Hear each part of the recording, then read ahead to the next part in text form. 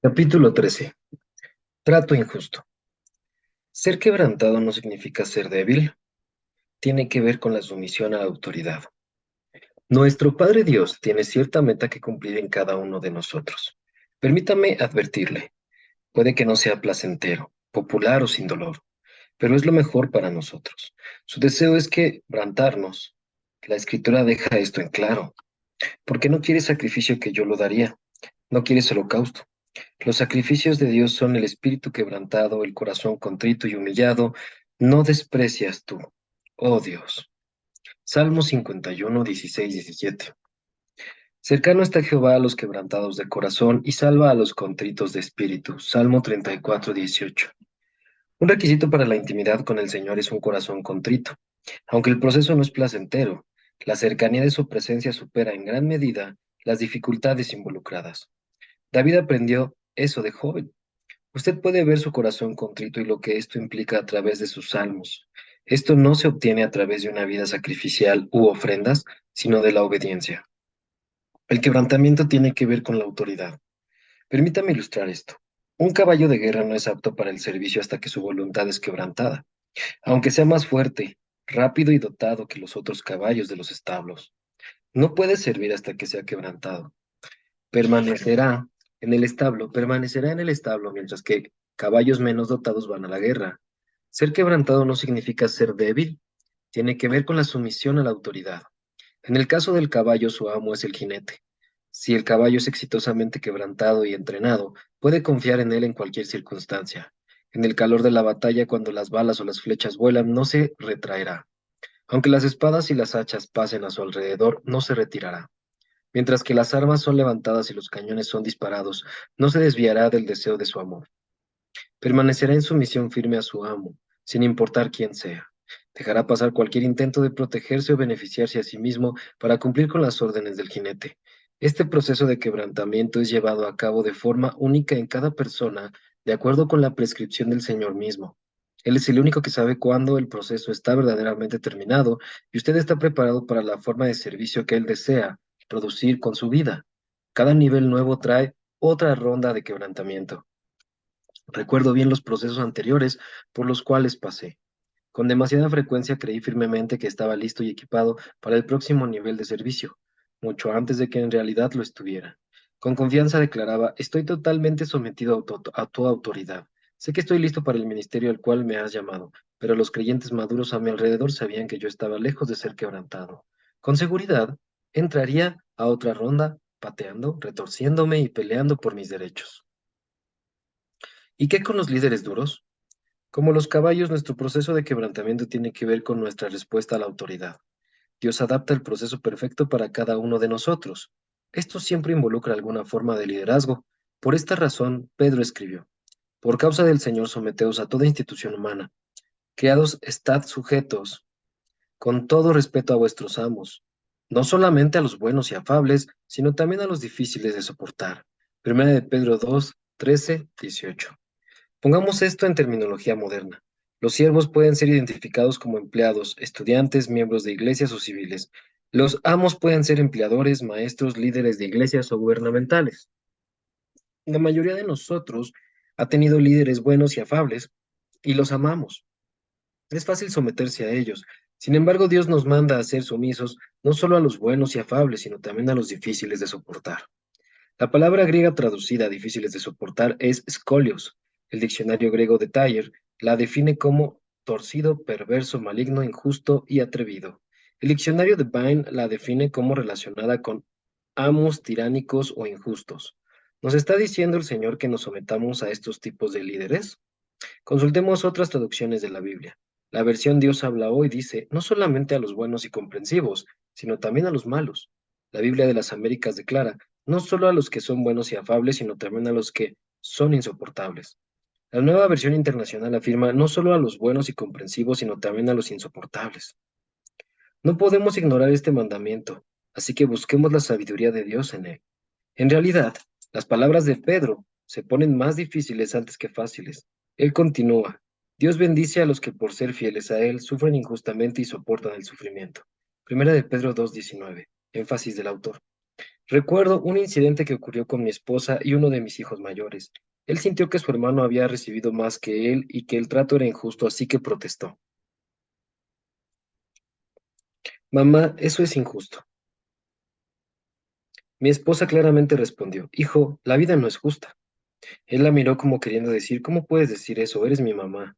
Lisa le preguntó, ¿fue justo que Jesús tomara nuestro castigo y muriera en la cruz cuando no hizo nada malo? Los hijos de mi hijo reconocieron la sabiduría y permaneció en silencio. Los ojos de mi hijo reconocieron la sabiduría y permaneció en silencio. El ejemplo personal de Cristo. Pedro continuó diciendo, pues para eso fuisteis llamados. Cuando predico acerca de esta escritura, por lo general le pido a la gente que levanten su mirada y les digo con entusiasmo, digan todas estas palabras, este es mi llamado, este es mi llamado. Siempre estamos hablando de nuestro llamado en la vida. Bueno, este es uno de ellos. Escuche lo que Pedro dijo, pues para eso fuisteis llamados, porque también Cristo padeció por nosotros, dejándonos ejemplo, para que sigáis sus pisadas. Primera de Pedro 2:21. ¿Cómo sufrió él?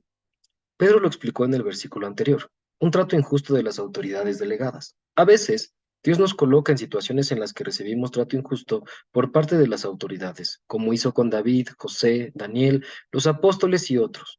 Nuestro llamado es tratarlo correctamente y Jesús nos dejó su ejemplo de cómo hacerlo. Tal vez se pregunte, ¿qué bien trae sufrir trato injusto por parte de los líderes?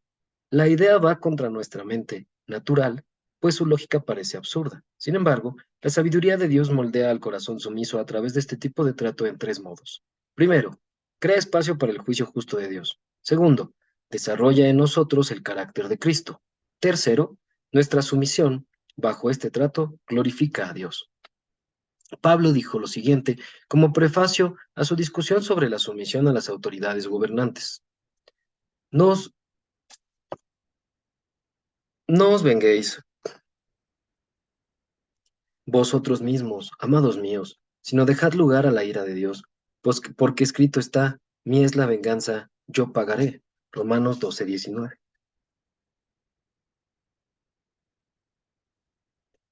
La defensa, corrección, vindicación u otro tipo apropiado de respuesta debe proceder de la mano de Dios, no del hombre. A la persona que vindica, a sí misma le falta la humildad de Cristo. A la persona que se vindica a sí misma le falta la humildad de Cristo. Nadie sobre la tierra posee más autoridad que Jesús, y sin embargo, nunca se defendió a sí mismo ante las autoridades. Vayamos a la situación exacta a la que Pedro se refiere, la cual fue Jesús en su juicio. Y los principales sacerdotes le acusaban mucho, Marcos 15:3. Imagínate una corte en la cual todo lo que dicen los testigos será usado oficialmente contra Jesús. Los hombres que testificaban eran los líderes religiosos y políticos de su nación. Eran hombres de influencia cuyas palabras tenían gran peso, pero no había nada de verdad en lo que decían. Solo pronunciaban puras mentiras. Sin embargo, Jesús se quedó en silencio ante sus acusadores y no se defendió a sí mismo. Otra vez le preguntó Pilato, diciendo, ¿nada respondes? Mira de cuántas cosas te acusan. Mas Jesús ni aun con eso respondió, de modo que Pilato se maravillaba. Marcos 15 del 4 al 5. Pilato era juez en la silla más elevada de la nación. Él vio a muchos hombres bajo juicio y los vio defenderse a sí mismos para evitar la condena. Si eran declarados culpables, serían llevados a la cárcel, exiliados o ejecutados. No había una corte superior a la cual apelar. Él nunca había visto un hombre acusado quedarse en silencio. Pilato sabía que los líderes habían entregado a Jesús para ser juzgado por envidia y querían el castigo más severo, muerte por crucifixión. Él también sabía que Jesús no era quien ellos decían. Sin embargo, Jesús rehusó defenderse a sí mismo. Su comportamiento causó que el gobernador se maravillara de su compostura. ¿Por qué no se defendió Jesús a sí mismo? La razón, para permanecer bajo el juicio de su padre y así bajo su protección. Pedro dijo, ¿quién cuando le maldecían no respondía con maldición? Cuando padecía, no amenazaba, sino encomendaba la causa al que juzga justamente. Primera de Pedro 2:23. Cuando rehusamos defendernos a nosotros mismos, nos cubrimos bajo la mano de la gracia y el juicio de Dios. No hay un lugar más seguro. ¿Quién acusará a los escogidos de Dios? Dios es el que justifica. Romanos 8:33. En contraste, los que se defienden a sí mismos entran bajo la jurisdicción de sus acusadores y del juicio de ellos, invalidando así la intervención divina. Recuerdo una situación en la cual me defendí a mí mismo ante un superior. Dios después de eso me mostró una breve visión en mi corazón. Vi al señor de pie junto a mí con sus manos detrás de su espalda. Él se negaba a traerme la ayuda que necesitaba. Una vez que dejé de justificarme a mí mismo, comenzó a orar por mí. Obrar, ¿eh? Obrar por mí. Cristo nunca perdió de vista a su juez final. Aun cuando estuvo ante la autoridad delegada, recuerde, el corazón del rey está en las manos del Señor. Al rehusar defenderse a sí mismo, permaneció bajo la defensa de Dios durante todo el proceso. El momento en que usted se justifica y se defiende a sí mismo, se rinde a su acusador como juez. Usted entrega su derecho espiritual de protección, porque Él se levanta sobre usted en la esfera del espíritu cuando usted da respuesta a su crítica. Su influencia es elevada por su autodefensa. Al intentar probar su inocencia, usted queda a misericordia de su acusador. Por esta razón Jesús nos exhortó. Ponte de acuerdo con tu adversario pronto, entre tanto que estás con él en el camino, no sea que el adversario te entregue al juez y el juez al alguacil y seas echado en la cárcel. De cierto te digo que no saldrás de allí hasta que pagues el último cuadrante. Mateo 5, del 25 al 26. Según esta parábola, se le obligará a pagar lo que su acusador demanda como restitución. Cuanto mayor sea la ofensa que tenga contra usted, menor misericordia le extenderá. Él le quitará hasta el último centavo de su deuda, sea justo o no.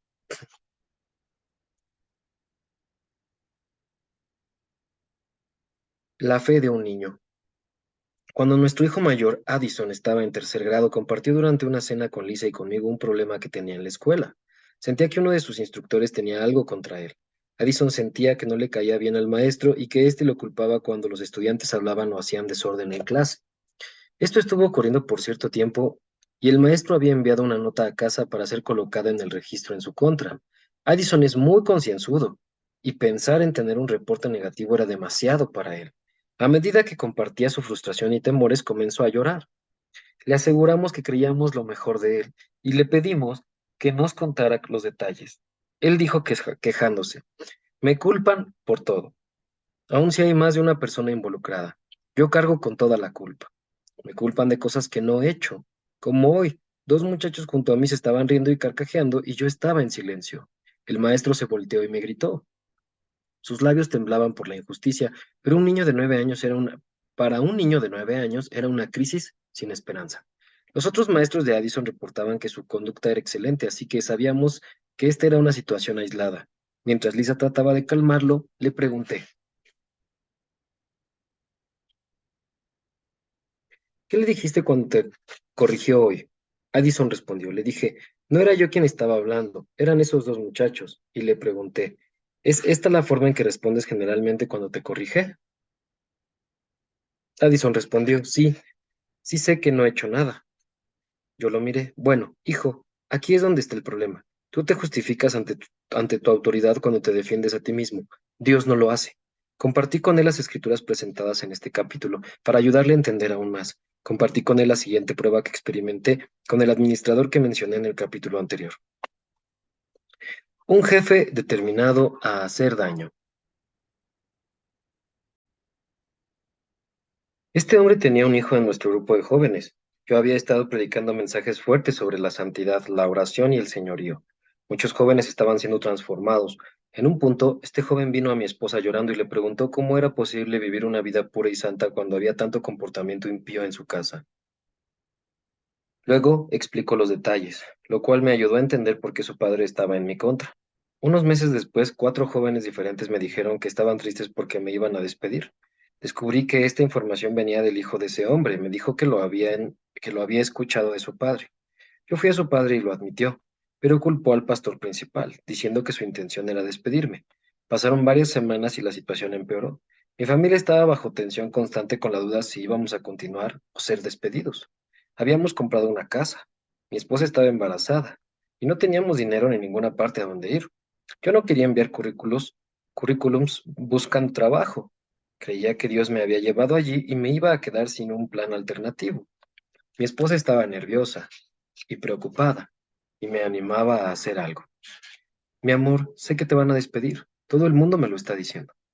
Ella estaba en lo correcto. El pastor principal finalmente acordó despedirme. En un servicio, un domingo por la mañana anunció que grandes cambios vendrían al grupo de jóvenes. Yo todavía no había hablado con él. Tenía una reunión pendiente con él y el administrador al siguiente día. Dios me dijo que no me defendería, que no me defendiera. Dios me dijo que no me defendiera. Cuando entré a la oficina del pastor principal al día siguiente, él estaba solo. Me dijo, John, Dios te envió aquí, no te voy a dejar ir.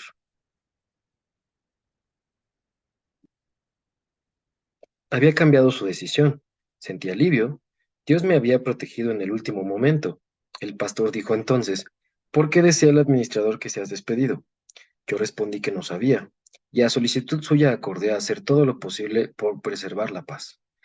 Poco tiempo después de la reunión recibí evidencia escrita de una decisión que este administrador había tomado, la cual exponía sus motivos. Yo estaba listo para llevársela al pastor principal. Deseaba que supiera lo que estaba ocurriendo detrás de sus espaldas. Oré por unos 45 minutos tratando de superar el sentimiento de incomodidad que tenía. Él arquía en mi mente. Dios, este hombre ha sido deshonesto. Él debe ser expuesto. Es una fuerza destructiva en este ministerio. Debo decirle al pastor principal quién es realmente. Y además justifiqué mis intenciones de exponerlo. Todo lo que estoy reportando son hechos documentados, no es emocional. Si alguien no lo detiene, su comportamiento corrupto se infiltrará en toda la iglesia.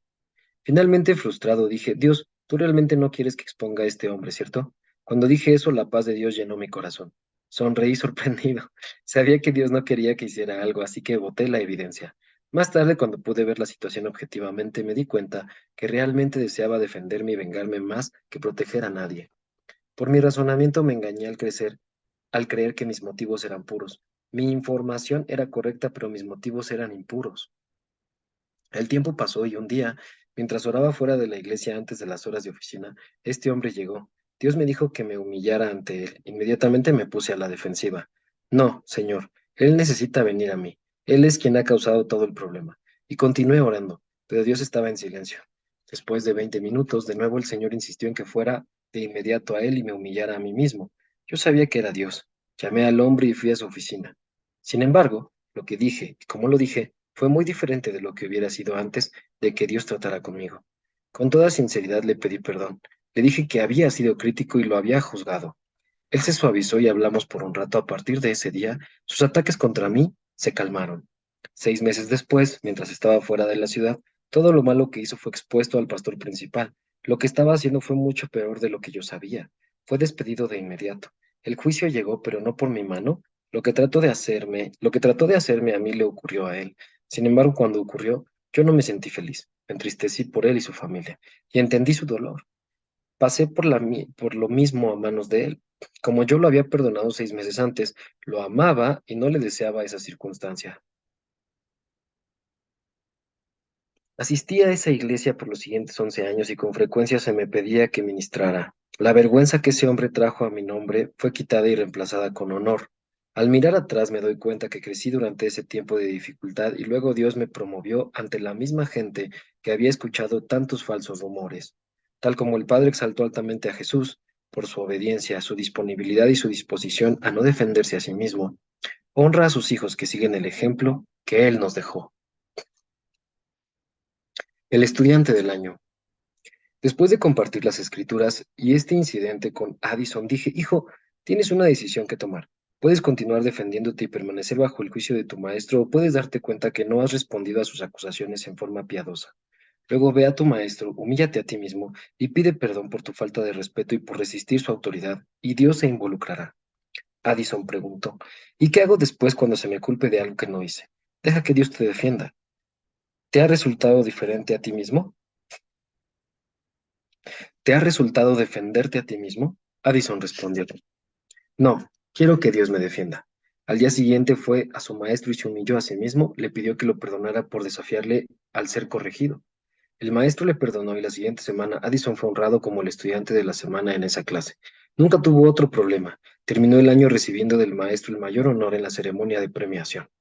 Si un niño de 9 años puede humillarse a sí mismo y poner a prueba la palabra de Dios en una crisis, ¿cuánto más debemos hacerlo nosotros? Creo que esto ilustra por qué Jesús dijo así que cualquiera que se humille como este niño, ese es el mayor en el reino de los cielos. Mateo 18:4. El encuentro de David con una autoridad no razonable. Addison aprendió lo mismo que David, hijo de Isaí. Dios es el juez justo, y si dejamos en sus manos el trato injusto de alguien en autoridad, él siempre juzgará correctamente. Al hablar de David, Debemos recordar que Dios, no el diablo, colocó a David bajo el líder no razonable y eventualmente cruel que era Saúl. Todo comenzó aún antes de que se conocieran, cuando Samuel, el profeta principal de Israel, ungió a David como el próximo rey sobre el pueblo de Dios. David debe haber quedado abrumado de entusiasmo, pensando, este es el hombre que ungió al rey actual, voy a ser rey. Saúl había desobedecido a Dios y estaba siendo atormentado por un mal espíritu. Su único alivio venía de alguien que tocara el arpa. Sus asistentes comenzaron a buscar a un joven que pudiera sentarse en su presencia y ministrarle. Uno de los siervos del rey sugirió a David, el hijo de Isaí. El rey Saúl envió por él y solicitó que viniera al palacio a ministrarle. David debe haber pensado, Dios ya está comenzando a cumplir su promesa a través del profeta. Él se dijo a sí mismo, esta debe ser mi entrada. El tiempo pasó y se le pidió que llevara refrigerios a sus hermanos mayores, que estaban en guerra contra los filisteos. Al llegar a la línea de batalla vio al gigante filisteo Goliat burlarse del ejército de Dios y se enteró de las burlas que habían ocurrido ya por 40 días. Se enteró que el rey había ofrecido la mano de su hija en matrimonio al hombre que venciera al gigante. David fue ante el rey y solicitó permiso para pelear. Mató a Goliat y se ganó a la hija de Saúl. Así que ganó el favor de Saúl y se comprometió para ser yerno del rey. Jonatán, el hijo mayor de Saúl, hizo un pacto de amistad eterna con David. Todo lo que Saúl le dio a David a hacer, la mano de Dios estaba sobre él y prosperaba. El rey le pidió que se sentara a la mesa con sus propios hijos. Todo iba bien. David estaba muy emocionado. Vivía en el palacio y comía a la mesa del rey. Se casó con su hija. Era amigo de Jonatán y tenía éxito en todas sus campañas. Aún se estaba ganando el favor del pueblo. Podía ver la profecía cumpliéndose ante sus ojos. Saúl favorecía a David sobre todos sus otros siervos y le hizo su portador de armas. Saúl llegó a ser un padre para David, que estaba seguro de que Saúl le entrenaría y un día con gran honor le pondría sobre el trono. David se regocijaba en la bondad y fidelidad de Dios. Un cambio abrupto.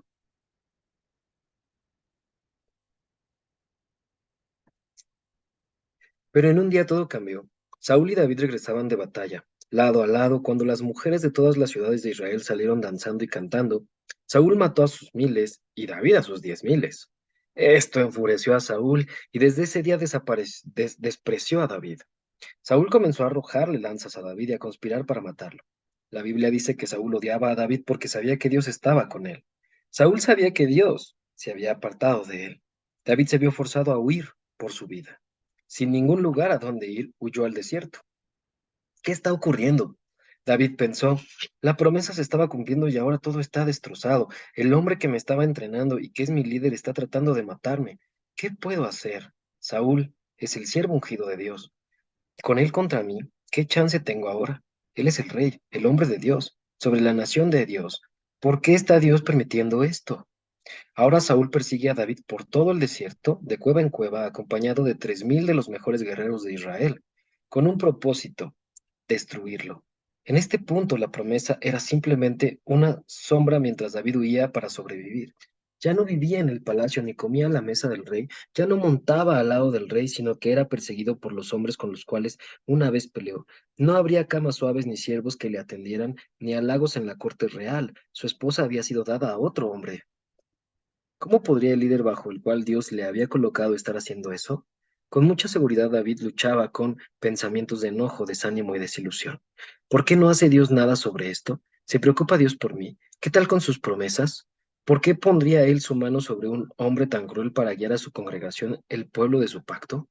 Saúl estaba tan determinado a matar al joven, a cualquier costo, que su locura aumentó.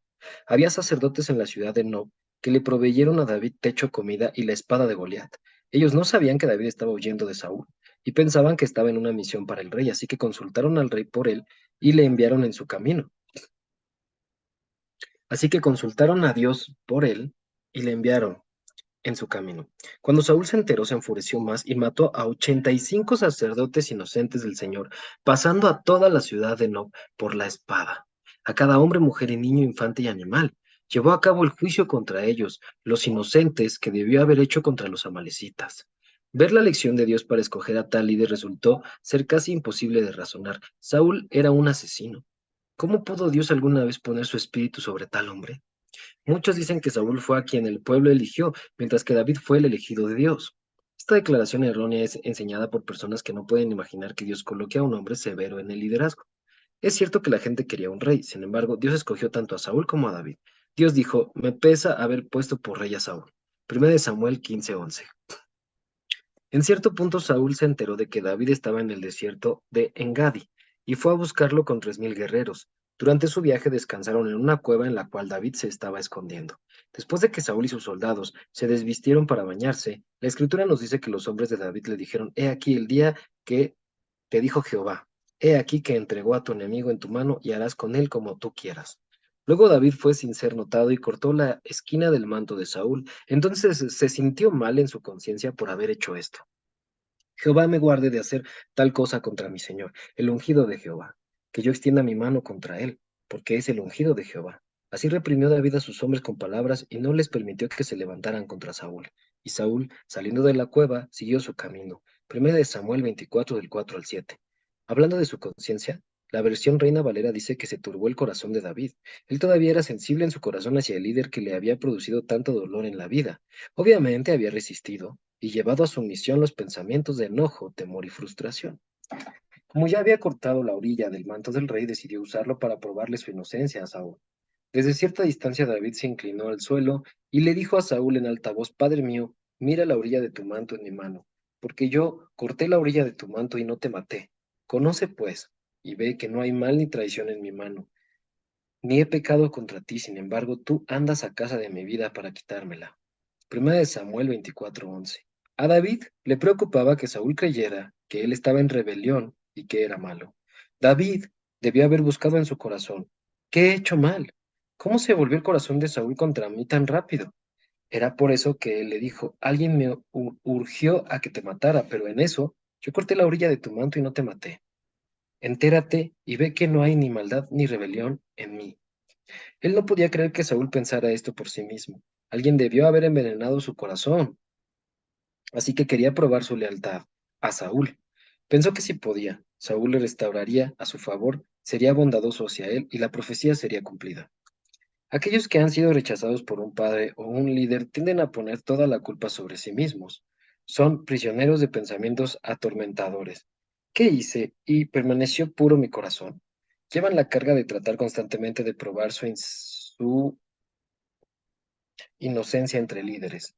Creen que si pudieran demostrar su lealtad y su valor serían aceptados, pero cuanto más tratan, más rechazados que se sienten. Saúl reconoció la bondad de David cuando vio que éste pudo haberlo matado y no lo hizo. Así que el rey y sus hombres se fueron.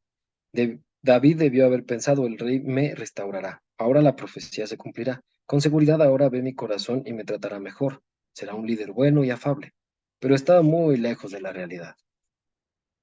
Él está determinado a destruirme. Solo, luego de un breve tiempo, unos hombres le reportaron a Saúl que David estaba en las colinas de Aquilá. Saúl le persiguió de nuevo con los mismos 3000 soldados. De nuevo buscó la destrucción de David. Estoy seguro que la persecución implacable de Saúl dejó a David devastado. Él se dio cuenta que no era un malentendido, sino que Saúl estaba intencionalmente, sin provocación, buscando la vida de David. Saúl conocía su corazón, pero aún así marchó contra él. David se dio cuenta que lo que había deseado todo ese tiempo no era verdad. Se dio cuenta que estaba tratando con un líder malo. ¿Cómo podía Dios colocar su unción sobre tal hombre? David junto con Abisai, el hermano menor de Joab, un joven sediento de sangre, entraron secretamente al campamento de Saúl. Dios les había dado a todos un sueño profundo. Los dos hombres pasaron sigilosamente por todo el ejército hacia donde Saúl estaba durmiendo. Abisai le rogó a David, hoy ha entregado Dios a tu enemigo en tu mano. Ahora pues, déjame que le hiera con la lanza y lo enclavaré en la tierra de un golpe y no le daré segundo golpe. 1 Samuel 26:8. Abisai tenía muchas razones buenas por las cuales David debía ordenarle que matara a Saúl. Primero y principal, Saúl había matado a 85 sacerdotes inocentes, sus esposas e hijos a sangre fría. La nación estaba en peligro bajo el liderazgo de tal hombre descabellado. Hoy día muchos razonan de la misma forma, especialmente con los líderes de la iglesia, solo que los líderes no han hecho cosas tan malas. Segundo, Dios había ungido a David como el próximo rey de Israel por la palabra de Samuel. Era tiempo de que David reclamara su herencia. ¿Quería él morir y nunca cumplir la profecía? He oído este razonamiento muchas veces de personas desilusionadas que trabajan en la iglesia. Tercero, ¿No estaba Saúl buscando matar a David y sus hombres con 3000 soldados? Era hora de matar o ser matado. Con seguridad sería en defensa propia. Abisai sabía que cualquier tribunal justificaría sus acciones. Desde luego, este razonamiento no sería contrariado hoy. Lo adoptaríamos sin pensarlo ni siquiera. Cuarto, no fue Dios quien trajo un sueño tan profundo al ejército para que ellos pudieran ir a Saúl a fin de llevar a cabo su voluntad de librar a la nación de tal líder malvado. Ellos tuvieron sus oportunidades y puede que nunca más la tuvieran de nuevo. Era hora de cumplir la profecía. ¿Cuántas directivas de iglesias o personal han pensado esto cuando su líder está vulnerable? Ellos piensan, Dios le ha puesto en lugar en que ahora podemos quitarle el liderazgo. Este razonamiento solamente expone sus corazones insubordinados. Todas estas razones parecían buenas, tenían sentido y David estaba recibiendo el ánimo de otro hermano leal. De manera que si David hubiese tenido solo un poco de rebelión en su corazón, habría razonado para permitirle a su asistente pasar a Saúl por espada y se habría sentido totalmente justificado. Sin embargo, escuche la respuesta de David. No le mates, porque ¿quién extenderá su mano contra el ungido de Jehová y será inocente? Primera de Samuel 26:9. Para ponerlo en términos de hoy, no lo toques con espada o acciones, porque ¿quién puede atacar a su líder y ser inocente? David no lo iba a matar, aunque Saúl había matado a gente inocente y quería matarlo a él. David no tomaría venganza por sí mismo, la dejó en las manos de Dios. Hubiera sido más fácil terminar con todo de una sola vez, más fácil para David y para el pueblo de Israel.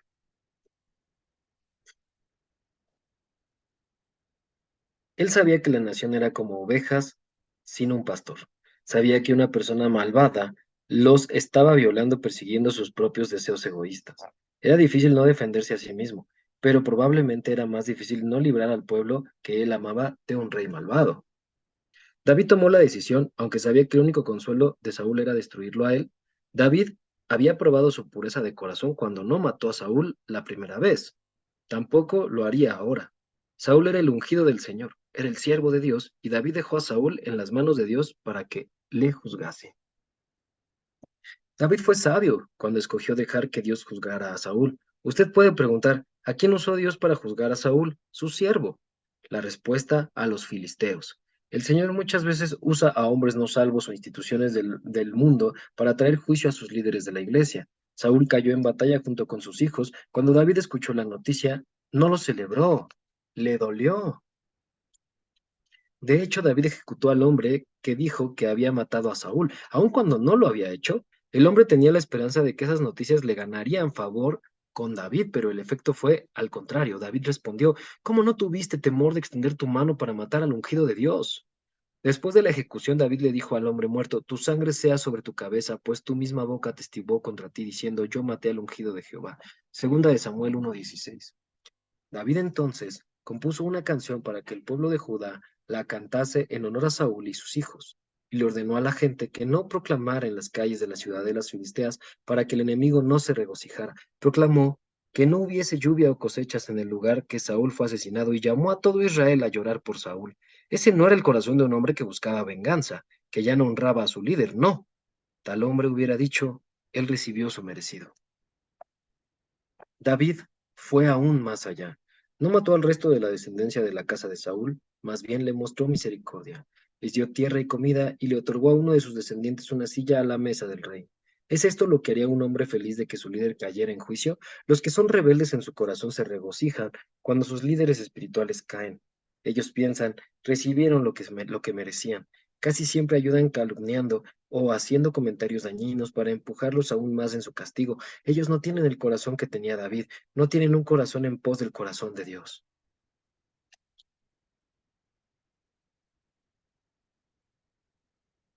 En posición de ser bendecidos. Debemos tener siempre presente que es para bien que Dios nos pasa a través de tratos injustos de la mano de las personas en autoridad. Él usa eso para prepararnos para una bendición.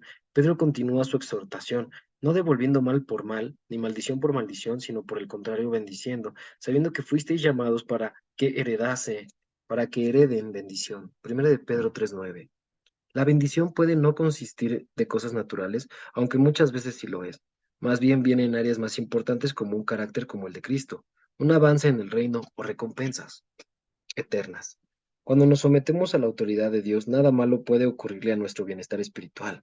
Pedro dejó esto en claro preguntando, ¿y quién es aquel que os podrá hacer daño y vosotros seguís el bien?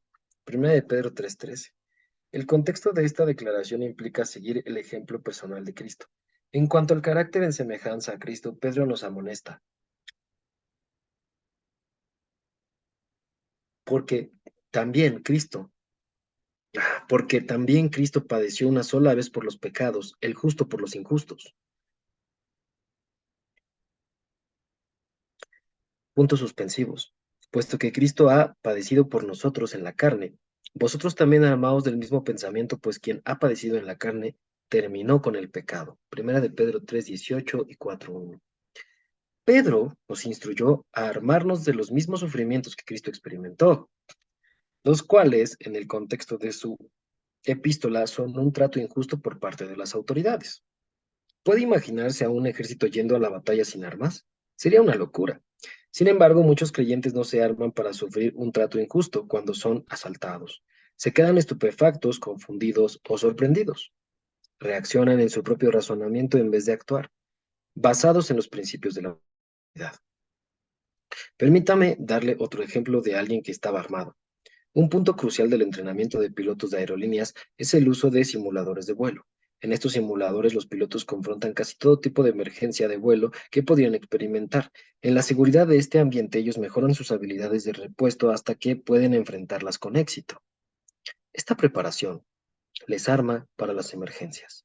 Si algo ocurre en un vuelo real, los pilotos no entran en pánico, responden asistidos y guiados por su entrenamiento intensivo. Aunque los pasajeros pueden entrar en pánico y estar asustados e histéricos, los pilotos permanecen calmados y en control total. Los investigadores que revisan las grabaciones de las cajas negras de accidentes aéreos se sorprenden de lo calmado que permanecen los pilotos. Por lo general, no hay pánico en sus voces aún hasta el momento del impacto. Están armados. Este libro puede servir como un manual de entrenamiento de vuelo. La palabra de Dios, dentro de este mensaje, le arma o le prepara a usted para las curvas que la vida nos lanza en cuanto a la autoridad. Si responde correctamente, experimentará bendición. Pedro nos dijo que los que siguen el ejemplo de Cristo y su sufrimiento han cesado del pecado. ¡Qué gran verdad! En otras palabras, los que manejan correctamente el trato injusto de manos de las autoridades llegan a un lugar de madurez espiritual. ¿Hay aún una promesa mayor? Pablo dijo, palabra fiel es esta, si somos muertos con Él, también viviremos con Él. Si sufrimos, también reinaremos con Él. Segunda de Timoteo 2 del 11 al 12. Se promete autoridad espiritual a los que sufren con Cristo. Cuanto mayor sea la dificultad que usted enfrente, mayor será la autoridad que Dios le confiará. De nuevo, usted puede ver que Dios le está preparando para una bendición cuando encuentra a alguien en autoridad que no es razonable, pero responderá correctamente y recibirá la bendición o tendrá resentimientos y amargura. La decisión es suya. Escoge el camino de los vencedores, el cual es la vida.